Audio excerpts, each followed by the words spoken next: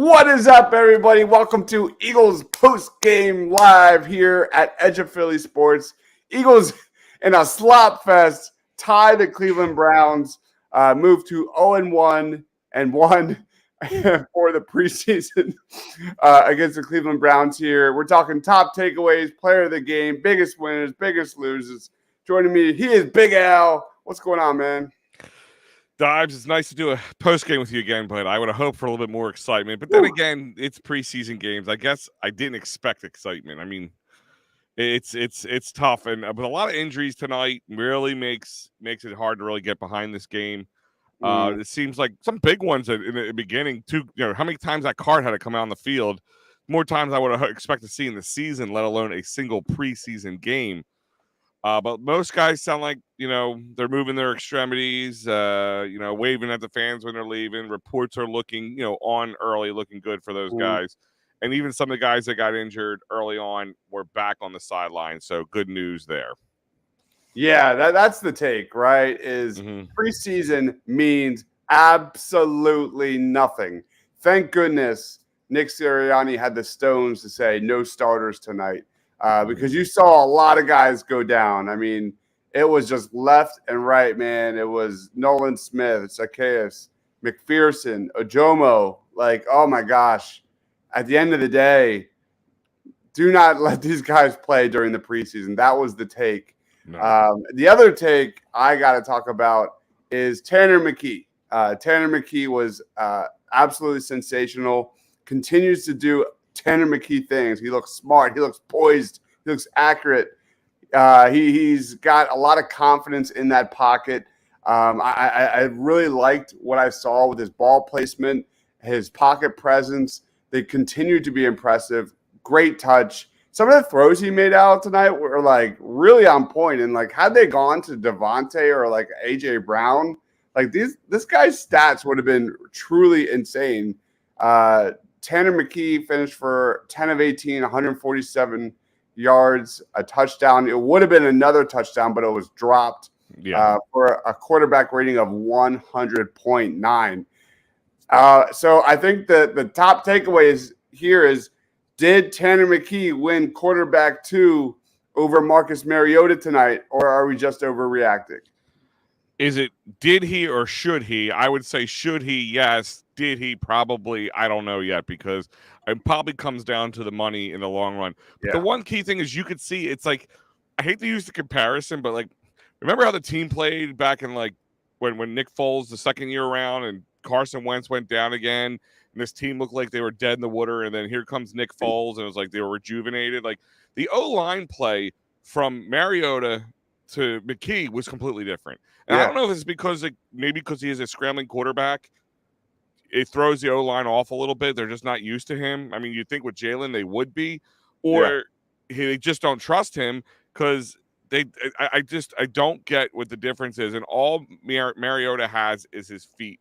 His arm is just hot garbage right now. We heard the boo birds flying early on, just missing errant throws.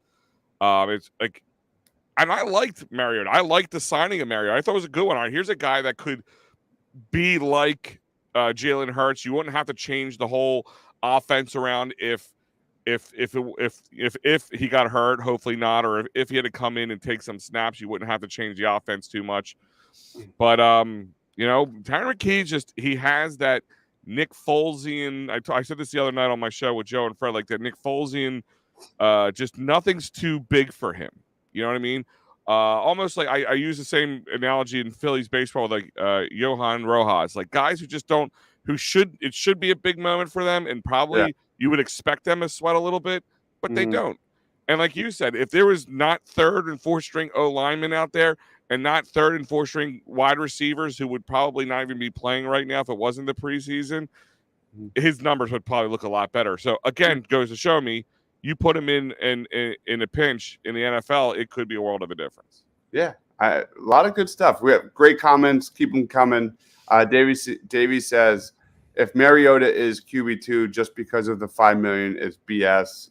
I don't know what else Tanner McKee needs to do. I mean, obviously, I'm not there at the practices, but if you're just going by preseason alone, like it's night and day. Like you said, Al, there is juice in the offense. Like the team is rallying behind Tanner McKee. It's beyond obvious. Mr. Rudy Poo says corners were trash. Not a good game for the defensive backs tonight. That was like the main takeaway of preseason game number 1. Exact opposite here tonight. I mean, it was McPherson getting picked apart. Keely Ringo had a tough moment again. Sidney Brown, had some hits. I thought Kayvon Wallace showed a little pop again, but Davey says McKee is a proper quarterback. Quentin says, can we cut Mariota? He has to play with the twos next week against the Colts. We have Darrow in the house. What's going on? Pat, Darrow. What's going on? Darrow's a guy I haven't heard from for a while. But thank Kai for joining in. I know, this is probably going to be more exciting to talk about than it is to watch, to be honest with you. But one thing I understand, I'm not criticizing Sean Desai, but a couple of his scheming during like third and long a few times. The secondary, I part of it. Listen, I think a lot of it's the player. Didn't have a great game, but I think his scheming was very vanilla at times. I mean, there's a lot of times that there was third and long, and these guys got big chunks back because I don't know if he just didn't want to show anything. Like he hasn't really showed much. Like it doesn't look different than the defense we saw last year. There's really no blitzing. There's really no disguise packages. Nothing in there that's really going to flash you and make you think. And I wonder if that's because we heard Howie Roseman say at the beginning of the year the biggest thing about Sean Desai is going to be the fact that nobody's going to know what to expect from him right away, at least. And I wonder if that's part of it. So I'm not trying to let these guys off the hook, but at the same time, a little vanilla in the defensive play calling. And I'm wondering if that's, like I said, they don't take this seriously. I think we would have a lot more excitement, a lot more fun being at these joint practices than watching this game. Yeah, and that's really what it is the joint practices. You're going to see a lot more of those plays that you'll see down the road. But as expected, the vanilla game plan, the vanilla scheme on both sides of the football, that's preseason, man. That's just defensive coordinators aren't going to give you anything prior to the regular season. That it just doesn't happen anymore. Preseason is just so overrated. 13-4 record, Super Bowl win on the road to victory. I love it. Let's talk about Marcus Mariota, because I don't know what the heck happened to his touch. Real quick, but is it his mechanics? There's no way. Is he in a slump? Is he in a funk? His confidence seems shot. He finished 9 of 17 out there. Probably half of those were bad passes, and of the 8 incompletions, probably 6 of those were overthrown, bad pass. Marcus Mariota doesn't even look like he belongs, man. And I asked this on Birds of the Roundtable this week. Is it way too early to panic? Are we overreacting that we have a quarterback 2 problem in Mariota because he looks so lost out there? And sure enough, tonight he laid an egg. What are your thoughts? I wonder. Here's a guy that was touted, and listen, Chip Kelly almost sold the Eagles farm to get him to be the quarterback here. Here's a guy who has been kind of tossed around the league and then was a starter a few different times and then became a backup. And just watching his career digress a little bit is I wonder if that's weighing on him at this point. But maybe that's a good point. I didn't even think about that part. But maybe it is weighing on. Maybe there is listen, we always know that there's more than just having that. And again, not to change the sport, but we talked about this with Nick Castellanos with the Phillies last year. We have to remember these guys are human, and things affect these guys that we can't think of, no matter how much money they're getting paid to play a game. So this could be a good point about that. This could be a very good point. I know another Hawaiian we know well, Shane Victorino, was posting a lot of things about people talking about doing stuff over in Hawaii and getting stuff back together, and it's affecting them. So maybe that is it. But yeah, but it's definitely between. I mean, it is definitely between the ears. I mean, he can throw the ball, just not to anybody. He has zero touch on the ball. He even if you look very closely and unfortunately I know we're gonna look at this film and have to watch it even more deep dive than watching it live on air. You're gonna watch his hips. He's stiff. He's very stiff in there. Like he's stiff in the box until and it's like, you know, he has that like typical running quarterback problem when they're rookies. Like they always think run first then throw. Like I think he knows he's having a problem and he's trying to disguise the problem by running and getting like these quick, easy little first downs by running outside and all that. It's a little nerve wracking. But I mean, do we really have a problem if Tanner McKee steps up? I mean, maybe he's not a $5 million number 3. I don't know. Maybe. Mr. Rudy Poo says Mariota was bad before the fires. Sure. I mean, listen, I'm not using that as a total excuse, but again, we have to remember these guys are human as much as you and me and can get mentally affected by things. And let's be honest, you're in a town where if you don't come out on fire and we expect a lot of you, you heard it early tonight, one errant throw and the boo birds were flying. Yeah, it looks terrible. Bring back Nick Foles. I mean, there's a good amount of quarterbacks out there, and I saw a list tweeted out, and I would bring back probably a good chunk of those over Marcus Mariota right now. Yeah. Not a lot of confidence over here right now. I mean, is his money guaranteed too? I'm not sure, but probably. I'll look that up while we're looking. Yeah. But should we go to biggest winners or should we go to more takeaways, or do you want to do an ad?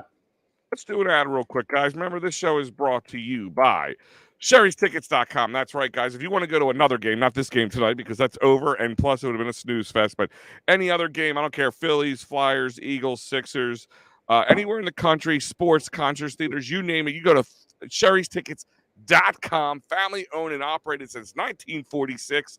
You get great prices. No hidden fees. You will not get bamboozled at checkout. And don't forget, save an additional 10% off by using that great promo code EOP10. That's right. Promo code is EOP10 for an additional 10% off. Check them out, Sherry'sTickets.com. Well done, sir. Let's roll on. We have more comments. One sec. Mariota described his play as sloppy. Says it's important to get these reps to get ready.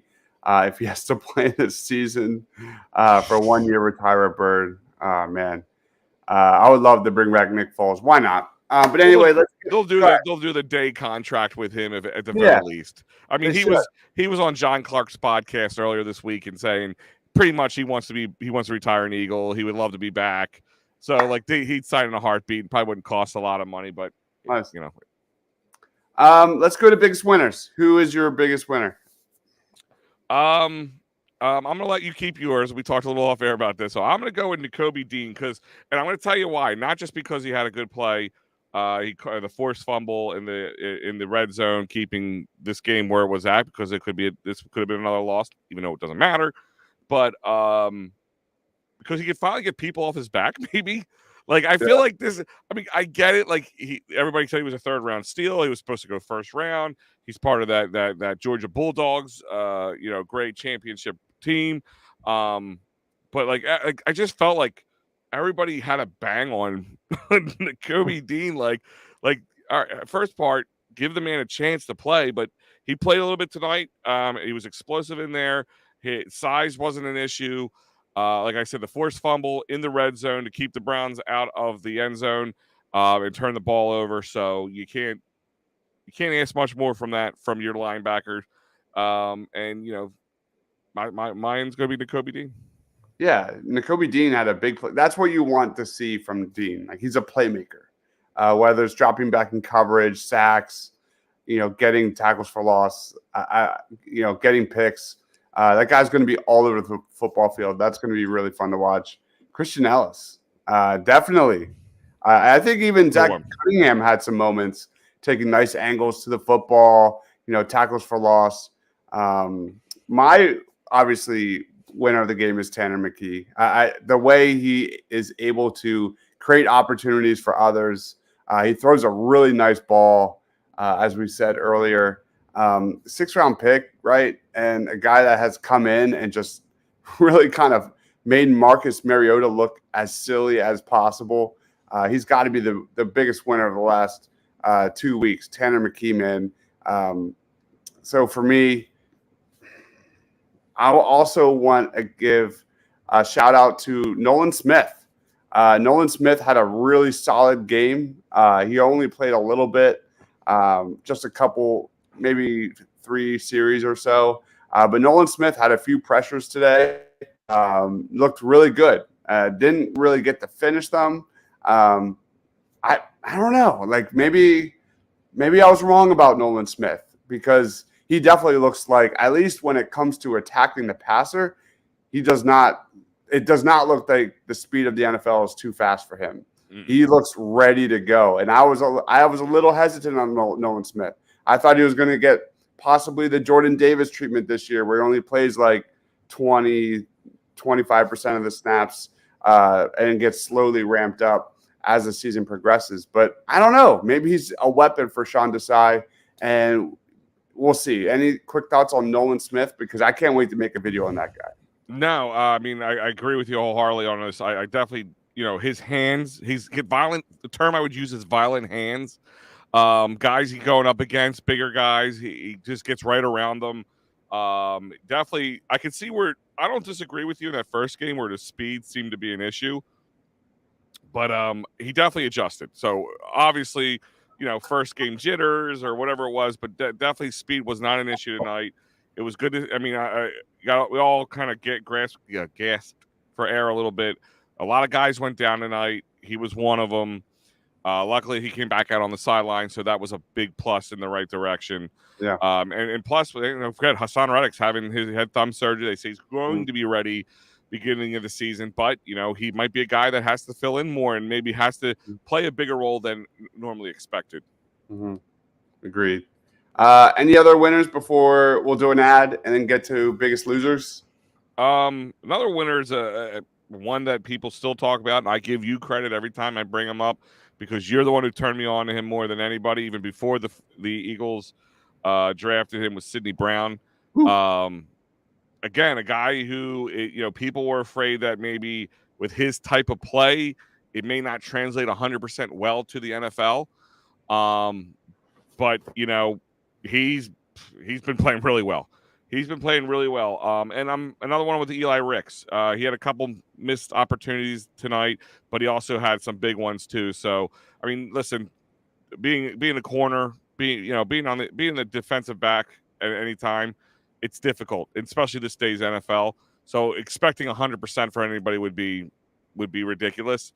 But Eli Ricks, guy undrafted, another could be a great diamond in the rough. Yeah. And I liked what I saw, even though that wasn't 100% perfect, but I like what I saw from tonight. I keep seeing growth from him. I think he makes the roster easily, to be honest with you. Another bubble guy that I thought had a really nice game was Teron Jackson. He had a pass defense.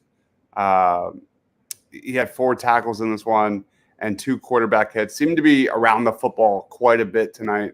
We'll rewatch the tape, but Teron Jackson, got to give him a quick shout out. Let's do an ad and then we'll get to biggest losers because I've got a few. Well, guys, if you felt cheated tonight, you have a good idea for a lawyer for you. But if you get hurt at work, you get hurt in a motor vehicle accident, personal injury, criminal law. These are going to be life-altering situations, and you need a good lawyer who's going to be in your corner and fight for your rights. The guy I use, the guy I know, is David R. Cherry at the Cherry Firm, or go to cherryinjurylaw.com. You can call Dave directly at 610-565-0300, cherryinjurylaw.com, or again, that phone number is 610-565-0300. Let Dave Cherry fight for your rights. All right, well done. Let's get into biggest losers of the game. I'll let you go first, man. Who do you want to give a shout out to? Because this was a bloodbath. This was awful. Yeah, this is the easier one to pick. I'm going to have to. I mean, I guess we already kind of talked about him as Marcus Mariota. I mean, he had to be the biggest loser in the sense that it just. I hate calling people losers who seem to be mentally struggling. It's when you don't have an arm or you lose your feet or whatever.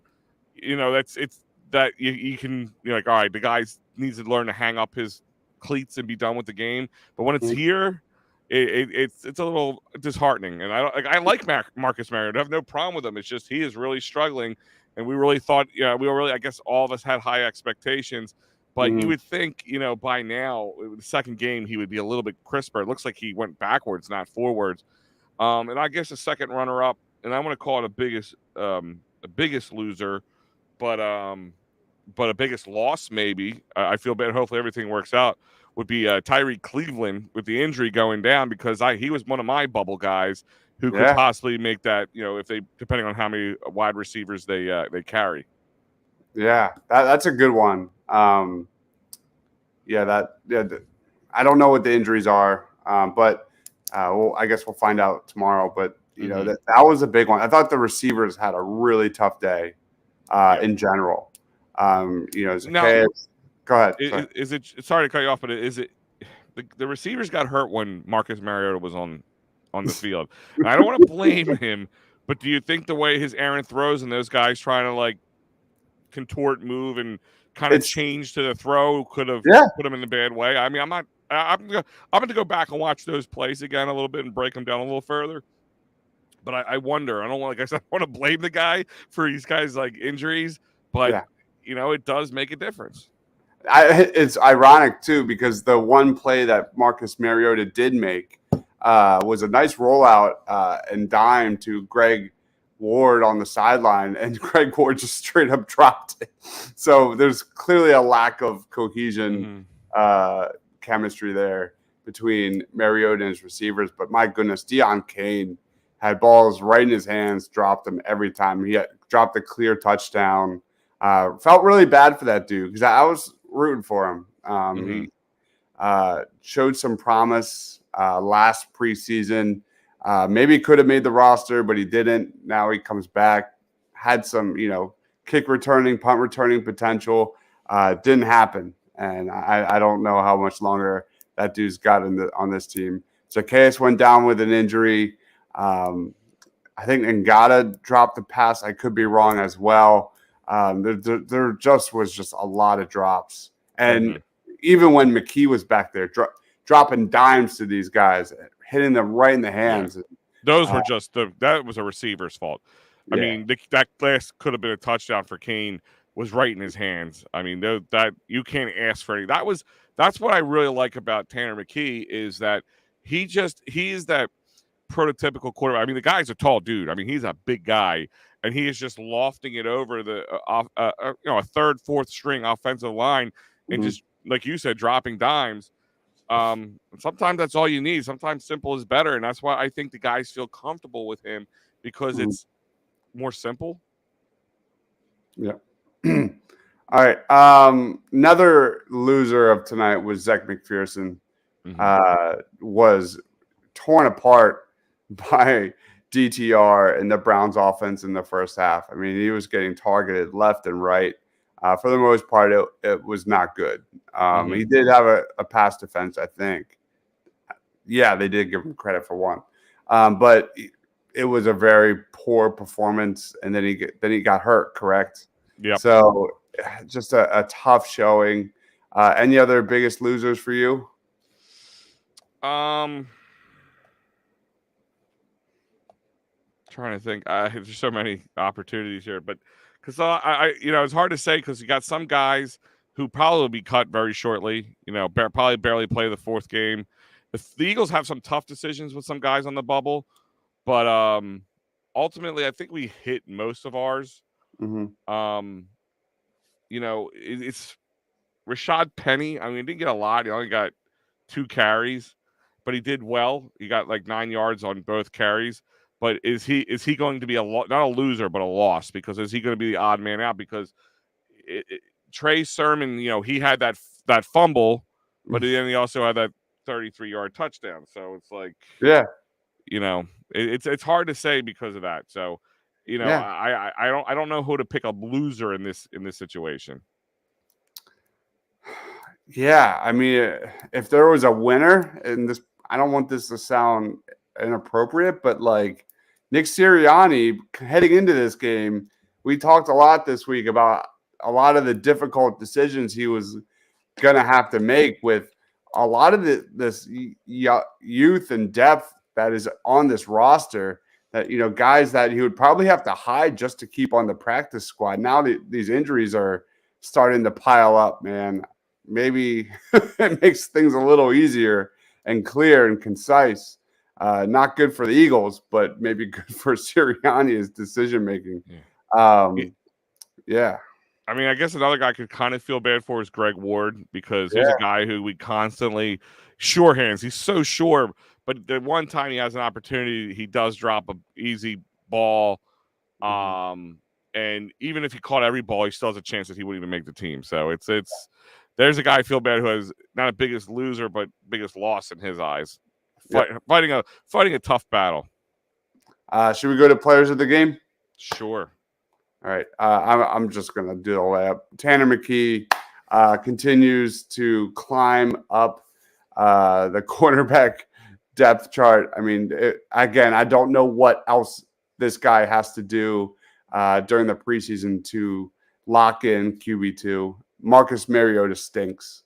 He is a bad football player. There's something going on with that dude, whether it's his mechanics or footwork or whatever. Has no touch. I have zero confidence in Mariota right now. Again, it is only preseason, but what I've seen from McKee and his ability to move the ball downfield, the guy has probably, I don't know the math, but at least 6 or 7 passes of 15 yards or more in 2 preseason games. That's good enough for me, especially with the weapons the Eagles have at the skill positions. Like, give me Tanner McKee all day. So who is your player of the game? Go back to what we talked about in the beginning. You took Tanner. I'm going to take Nakobe Dean. He quieted a lot of his critics tonight. I've been very much on the Nakobe Dean bandwagon since they got him. A lot of times size is talked about, inexperience is talked about, because he was the Georgia championship team and he wasn't playing a lot last year. People really jumped on him, and they keep saying that the linebacker core isn't going to be good enough and that's going to be a weak spot. No, we don't have any superstars or guys getting paid big money back there, but I think we have a very good depth, and I think you're going to see him. The fact that he got the green dot already tells you a lot about what they think about him. And the fact that he was able to do a forced fumble tonight, and he just stuck his arm right out, stripped that ball right when they had the rights to get that touchdown. I'm going to go with Nakobe Dean. Love it. Yeah, we didn't get to see much from Jalen Carter. He only played like 1 series. Yeah. Jordan Davis, 1 series. But it was good to see Nakobe Dean get extended play. Goat of the game is James Harden. We're not talking about him. Yeah. He doesn't deserve it. But that basically wraps it up. Al, any final thoughts on this one before we head on to what is it? The Indianapolis Colts? Colts. Yeah. Guys, just start.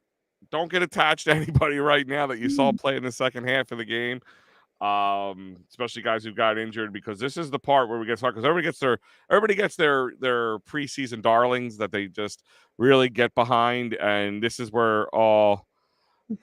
I hate preseason. Let's go. Yeah, exactly, Brian. 100%, 100%, brother. Yeah, and like I said, these joint practices are much more exciting. Going down there, check them out if you can, if you have an opportunity, because it is a great thing. I think they're going to learn to market them better over the next coming years. I don't know if they're going to start televising them or anything, whatever it would be. Maybe they'll just do it directly on PhiladelphiaEagles.com or NFL.com. But yeah, they are a lot more exciting. I'll tell you right now, the open practice draws way more than any preseason game can. That's how bad it is. That's really how bad it is. And another thing I wanted to tell you about, since you tee me up, so I'm gonna have to knock it down before we get going, is one last thing I want to bring up is PhillySportsTrips.com, because guys, do not wait. Do not hesitate, because you will be sorry. I am talking about the Tampa Bay trip in September 22nd, because you know why? The other one sold out. The first one is sold out. That's right. You wanted to go to New England with PhillySportsTrips.com. Well, you waited way too long. You're going to have to go to Tampa now. Oh, darn. You have to go down to sunny Florida in September to watch the Birds take on the Bucks. Hollis Thomas, Vince Papale, David Akers will be there, and our local fan partners over at Philly of the South over at Tampa Joe's. Really great place. Check it out. Go to phillysportstrips.com, and they also just released for all those guys like, I can't travel, I need to stay local. They have a tailgate for every game, even the home games. It is well worth it. It is at the live casino. The food is amazing. You never know who's going to be hanging out. I know E-Rock does a lot of the DJing there. I went down to a few last year. You got to check it out. So many trips, so much more than just football. Everything you can think of and more. And you know what, guys? I don't like saying this, but the holiday season is only a few months away, and you need to start shopping. This is the best place to shop, phillysportstrips.com. Man, you crushed that, man. Wow. Well done, sir. I also want to add one player of the game, and he's not even a player, is Nick Sirianni for, again, making the smart decision not to play Jalen Hurts and the rest of the starters in this one. Again, preseason sucks. It's overrated, means nothing. And I'm just super glad that happened, because imagine all these injuries. I forgot about the Cleveland injury. Like, there's so many. There was like a stretch of this game where it was just brutal. Brian says, don't leave. Where's Joey Shearer? Where is he? He's not here tonight. He took the night off. He left us to work, Brian. I'm sorry. You're going to have to deal with me. Quinn says, I sold my preseason ticket for $15 each. Can't wait for the regular season. That's what this is all about. Staying healthy, getting to the regular season healthy, period. Final thoughts. I'll just do plugs. Tomorrow, I have a Flyers prospect breakdown dropping at 6 p.m. With my man Tyson, numbers 6 through 10, talking about guys like Bobby Brink, Helge Grans. My gosh, I don't even know. I'm too tired. All those easy names to say. Yeah. Guys like that. Devin Kaplan. Some fun ones for sure. Samuel Ursan, Carson Bjarnason. I hope I pronounced that correctly. You did. It's not an easy one. We're going all the way from 1 to 20. So we met our halfway point. And I'm going to just say this just because I work with you. But no, they're great videos, guys.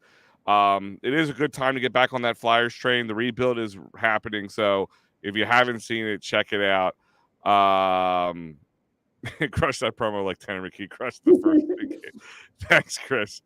But yeah, no, like, seriously, guys, check them out. There's a lot of things coming. And actually, just to give you guys just a taste of what happens here at Edge of Philly Sports, because I feel like it goes under the radar sometimes. But we have all the stuff on podcasts. If you missed it, on audio podcast, we have all the stuff on YouTube on our website, eopsports.com. Check that out. You've missed all this stuff so far. We're on Thursday night. Look how much you've already missed. That's not including all the great video clips and highlights that Dimes and Shane, everybody else has dropped. This is just the static shows, as I call them, the shows that you catch every night. Tonight alone, you had the Locker Room Sports with Mike Laro premiering, Tacking the Third, Talking Union, of course, the halftime show and the postgame show. You got, killing it all the time, and we still have plenty of weekend ahead of us, so check it out. Easiest way is go to eopsports.com. Sign up for the newsletter. Plenty of that information coming out there as well. Yep. Expect biggest. I did some shorts after the first preseason game. I do have work tomorrow. There's no way I'm getting it done tonight or tomorrow morning. So I'll have shorts on biggest winners of everything we talked about and highlight reels of Tanner McKee for sure, Nolan Smith for sure, Sidney Brown for sure. I think those are the big ones that I like to focus on. Tyler Steen struggled too. Definitely had some penalties and just a slop fest, man. This was the most preseason game of the Eagles preseason for sure. So again, thank you everyone for watching. Any plugs out? Anything else? Check me out. I'll be on the Fighting's Final this weekend talking about Phillies baseball with you too. So I'll be there. Check me out. We've got triple party on Broad next week. Ooh, triple. Not one, not twice, but thrice. Yeah. So Monday night, we will be doing our first college football series, talking 2024 NFL draft. And then, of course, Wednesday, our regular time at 6, talking Eagles and Sixers. And then Friday, again, another Flyers prospect video. That'll be a lot of fun. So, guys, thank you, everyone, for watching. Other than that, we're being lazy. I have like a 2-week break off school, so I'm going to be pumping out a crap ton of shit. All right, so guys, thank you everyone for watching. Please be sure to subscribe, like the video if you love Nick Sirianni keeping his starters out of meaningless preseason games. He is Big Al. I am Dives. We'll catch you on the next post game live. Stay awesome, everyone.